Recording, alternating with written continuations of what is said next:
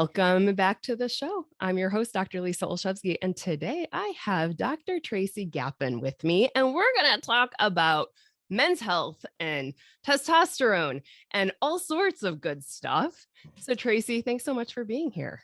Absolutely. Thanks for having me today.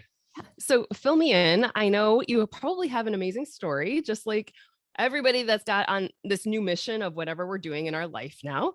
I know, like I saw you a little while ago and you kind of even course corrected as to what you always have been doing. I don't want to say course correct. It's just how our chapters change in life, right? Absolutely. So, yeah. I want to hear your story. Sure. Yeah. So great intro question. I am a board certified urologist. I've been in a large group practice, high volume clinical urology, doing robotic surgery, big open cases at the hospital, taking call every day, putting in catheters and taking out stones and all that stuff for 20 plus years.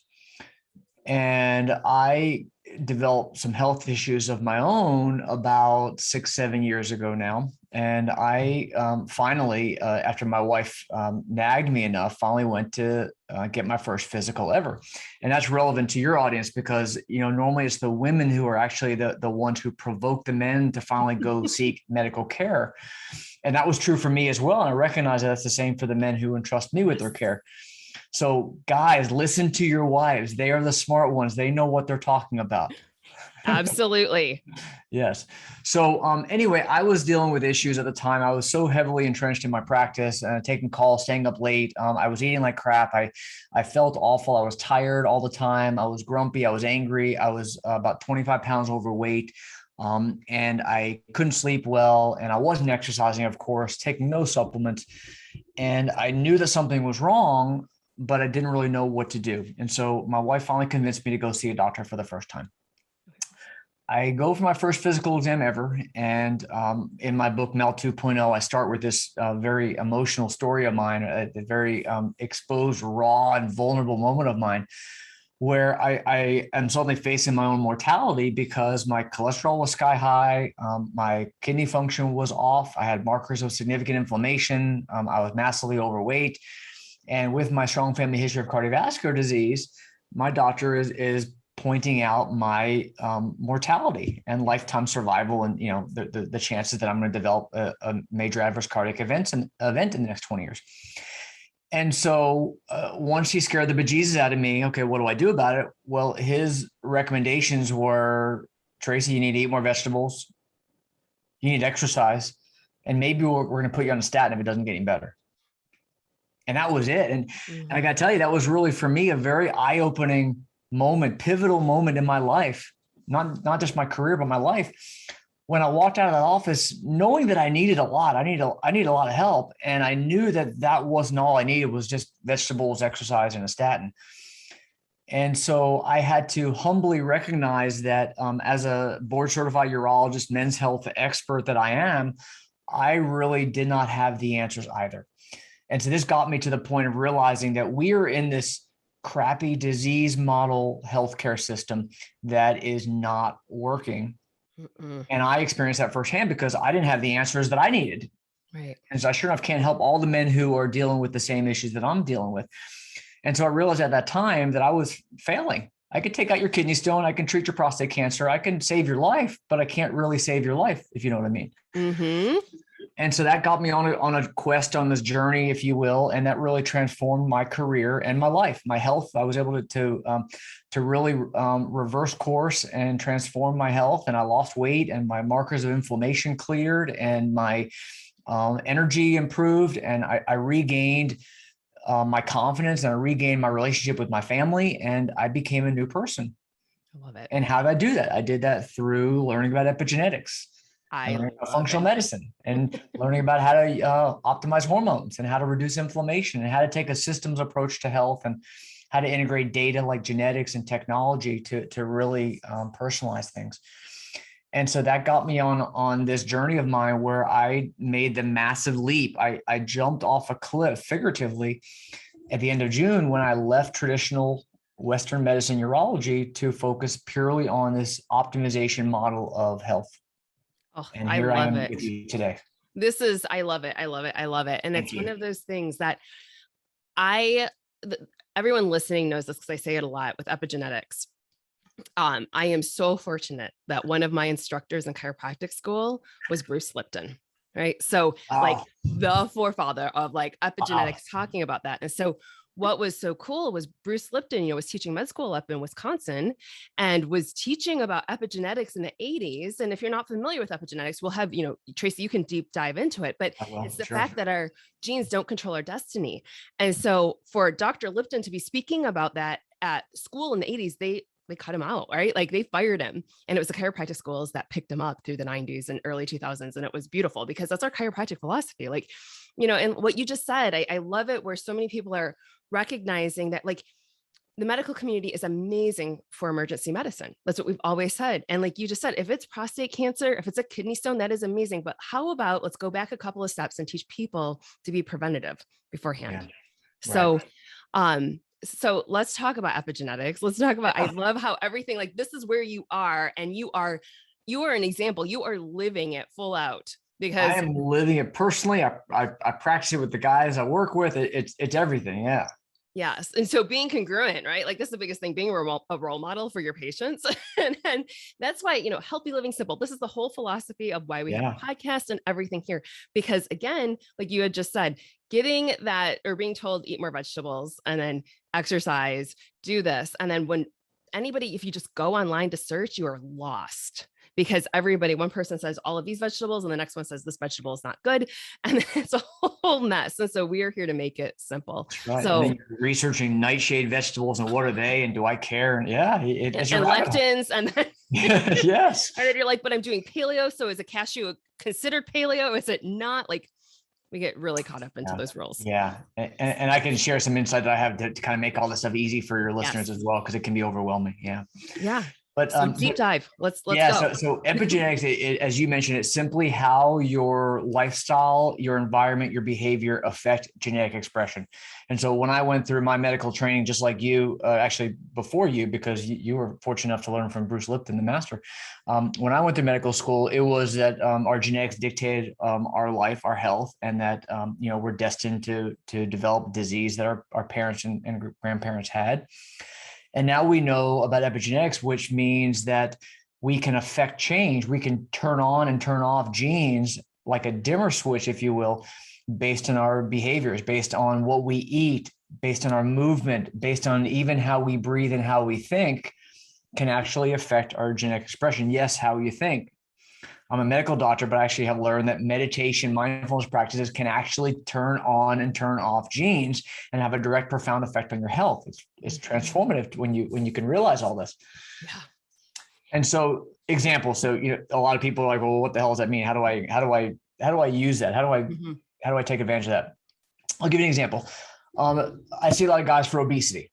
They come in, they need to lose 20, 30, 50 pounds. And I work with them from an epigenetic perspective to understand why are they obese.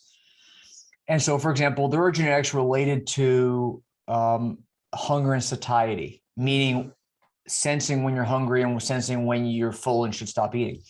Some people have issues with dopamine receptors. Some people have issues with the FTO gene, which is a gene related to how you sense when you're full. And so people with variants of the FTO gene, for example, it's a matter of helping them recognize when they're full and that they're overweight because they're simply not aware of when they should stop eating.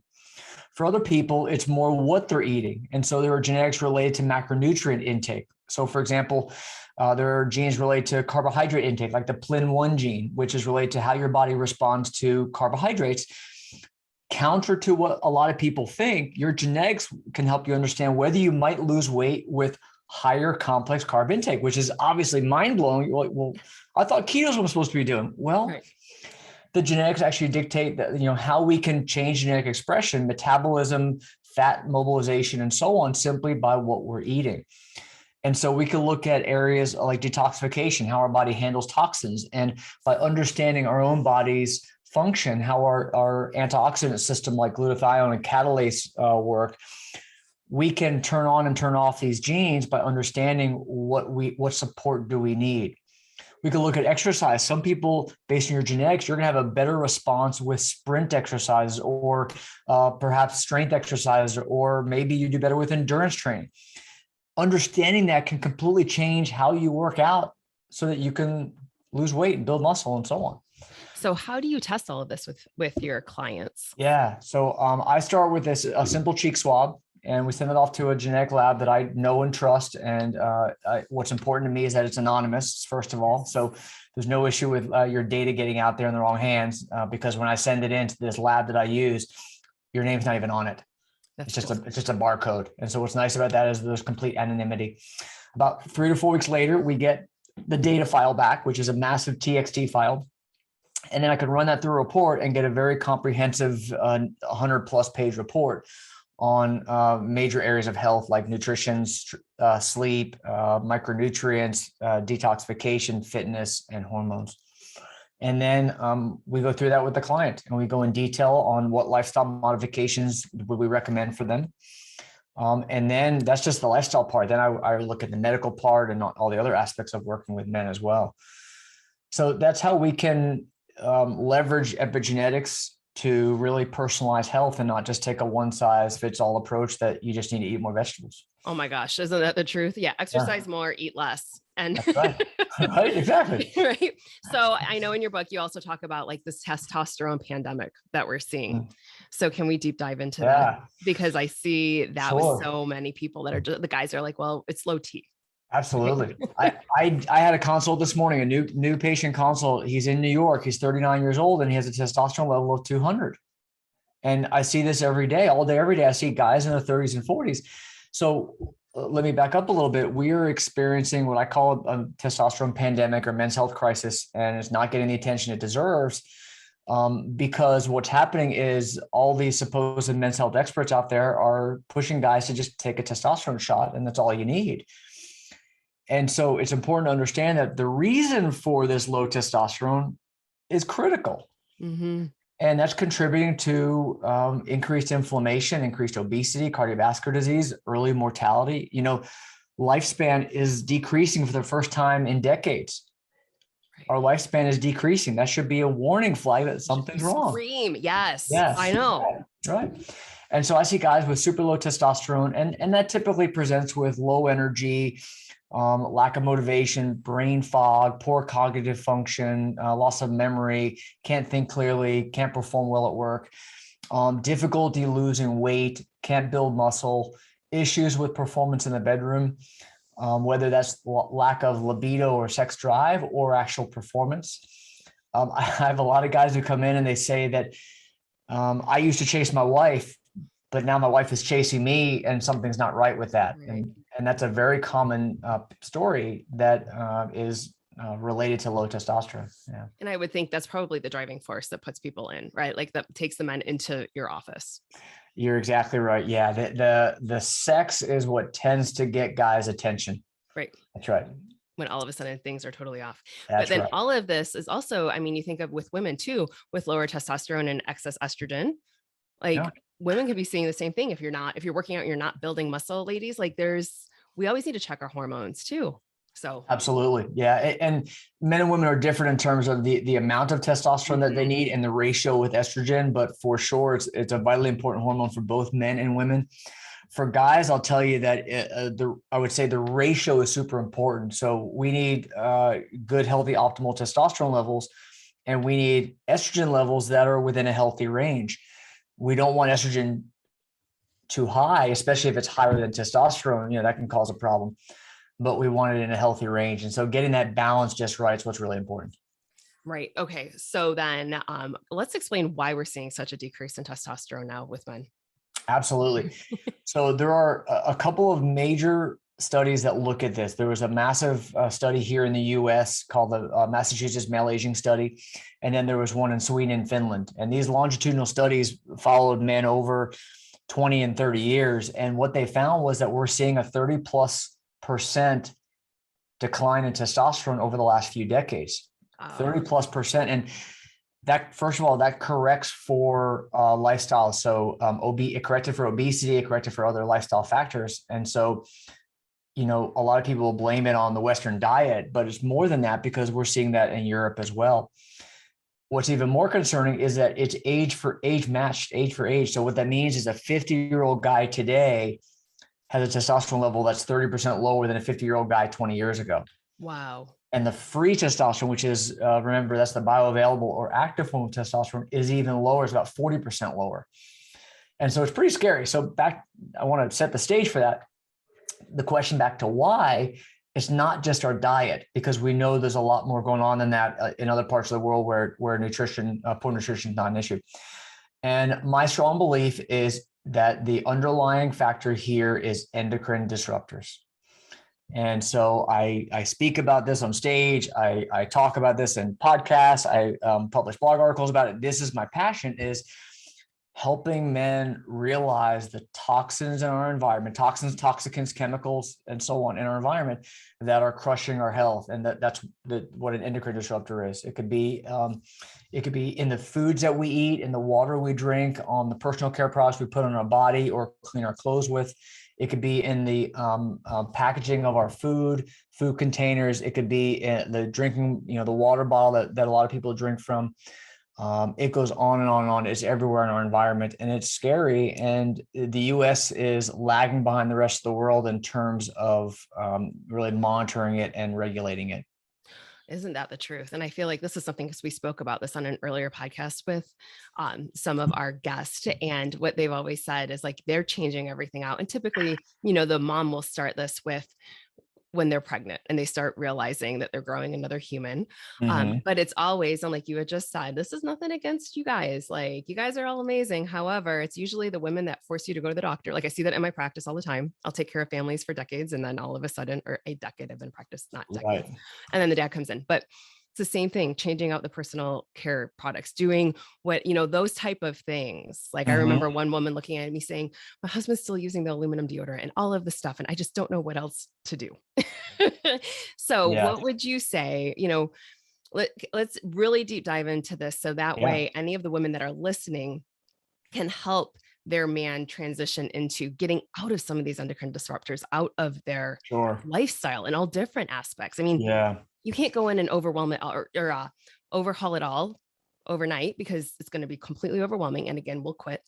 So what are some simple steps on that? So simple, easy things you can do. Number one, get rid of the plastic water bottles. Whatever you do, commit to the fact that you're never going to drink water from a plastic water bottle again. That's first and foremost.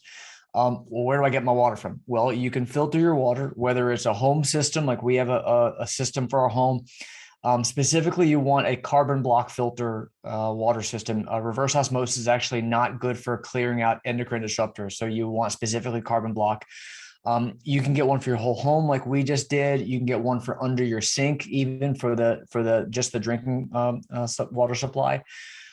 We got one for our house that actually hits the water supply and our ice maker as well. So the ice we're having is filtered too. I always have a stainless steel water bottle wherever I go. So they're super dirt cheap. You can get stainless steel, or glass is fine as well. But I always recommend filtered water and using some sort of pure container.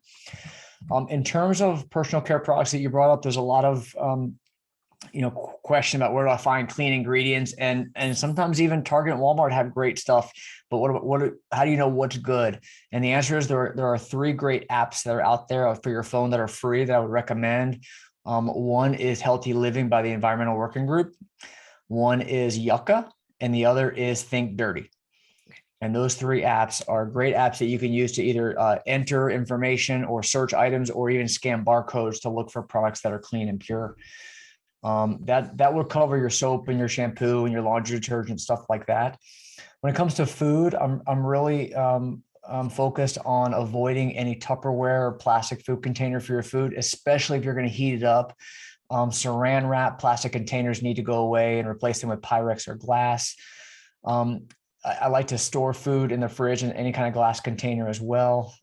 Be aware that canned food, metal cans are lined with BPA plastic, so you want to be sure to avoid any kind of food from metal cans as well.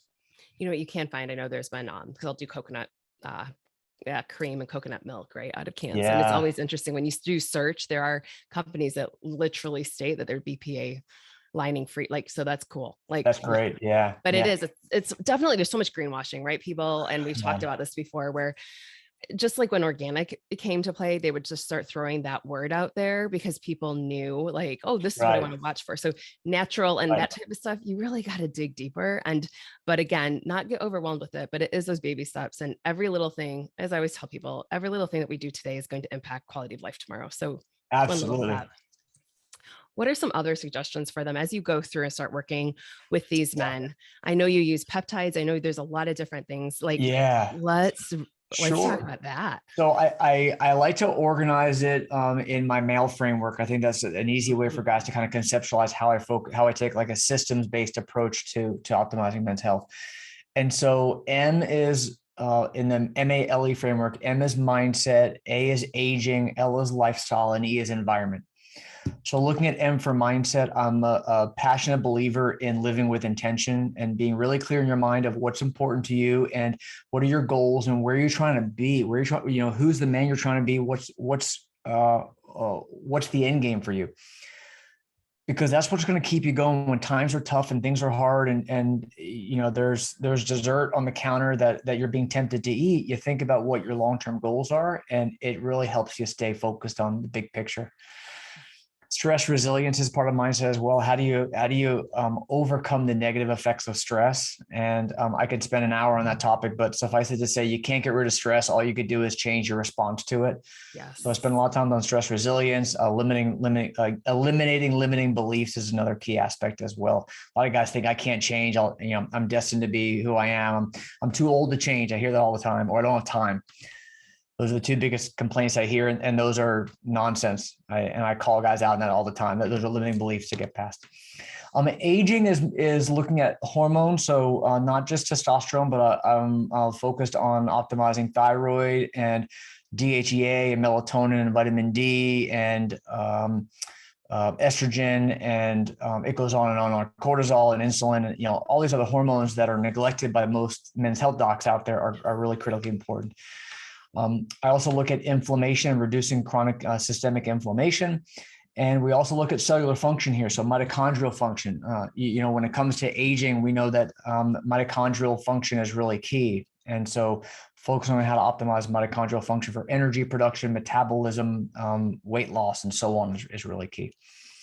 L is lifestyle. So nutrition, sleep, and fitness, the basic lifestyle factors.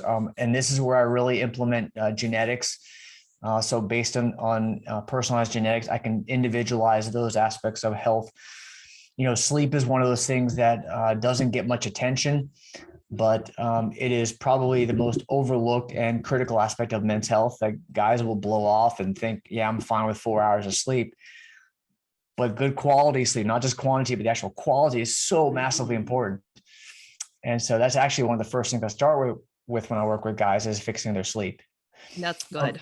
Yeah. And then E is environment. So we look at gut health here. I look at optimizing immune function. I look at exposures to the endocrine disruptors that we just discussed, as well as EMF in the house. And then I look at optimizing detox function as well. And so that's how I put the MALE framework together into a cohesive package that guys can understand and organize it. Awesome. I love it. All right. I know you've got a book out there too. I know you spoke about it at the beginning. Share with everybody where they can find you and all that good stuff. Thank you so much. Yeah. So my book is called Male 2.0, Cracking the Code to Limitless Health and Vitality. And it's all about helping men really change from the old male 1.0 approach of reactive, waiting for disease to set in, treating the symptoms with a simple Band-Aid, not focusing on personalized genetics, not focusing on wearable tech to track things. So that's the whole concept behind Male 2.0. My book is actually free. It's a free offer for my book if you'll just cover the shipping cost. And so you can get that at my website. It's drtracygapin.com. And the book is drtracygapin.com/limitless. Awesome. I'm going to put that all in the show notes. But also, you know what? I just realized I asked you about peptides and then I jumped right over it. Oh, yeah, talking about peptides. I love peptides. I want to talk about peptides. Absolutely. Yes. So peptides are amazing. And I always start, if you listen to my hundreds of other podcasts, I always start with that because they simply are amazing. Peptides are simply short proteins. People always are confused about what is a peptide. Is it a drug? It's not a drug. It's not a pharmaceutical. It's simply a short chain of amino acids.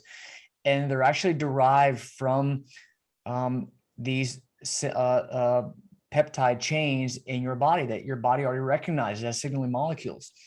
And so what's beautiful about peptides is they're not owned by big pharma. They can't be patented. They are very precise in their function, very little downside at all. And your body already recognizes these signals.